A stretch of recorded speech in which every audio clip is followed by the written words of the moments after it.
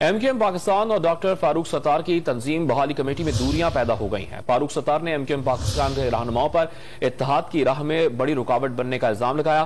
फारूक सत्तार ने कराची के हल्के 245 से आजाद हैसियत से इंतखाब लड़ने का फैसला किया है। इसी पर बात करेंगे जॉन न्यूज के नुमाइंदे इमरान आहत खान से। इमरान, बताइएगा, ज़िमनी इंतखाब से पहले ही इत्तेहाद टूट गया, क्या माजरा है?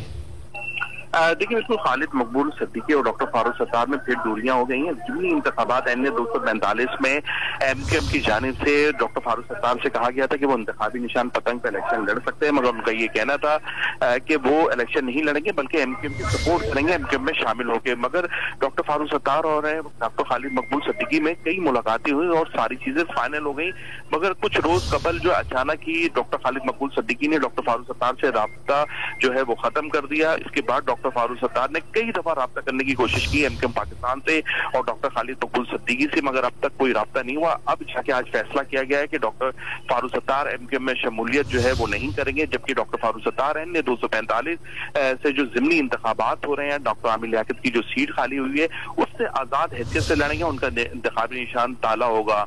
जराये ने ये भी बताया है कि कई दफा जो डॉक्टर खालिद मकबूल सिद्दीकी और डॉक्टर फारूक सत्तार से जो मुलाकातें हुई थी उसमें तमाम चीजें जो है वो फाइनल हो गई थी कि किस तरह डॉक्टर फारूक सत्तार जो है अपना तंजीमी स्ट्रक्चर जो है वो एमकेएम पाकिस्तान में जम करेंगे और तमाम जो और भी मामला थे बल्दियाती उम्मीदवार के हवाले से जो फारूक सत्तार के पैनल थे उनको भी समझा दिया गया था कि वो इलेक्शन ना लड़े, अगली बार वो एमकेएम में शामिल होंगे तो उनको मौका दिया जाएगा।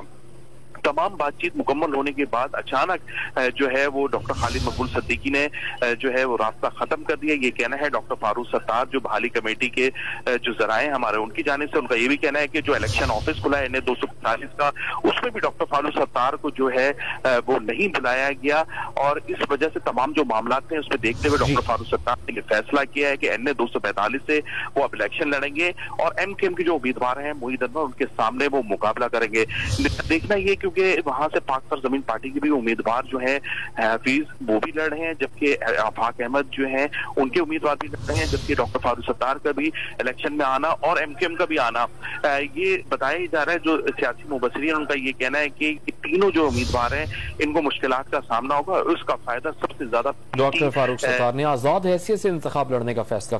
इमरान आहत खान अपडेट कर रहे थे, आपको बहुत शुक्रिया।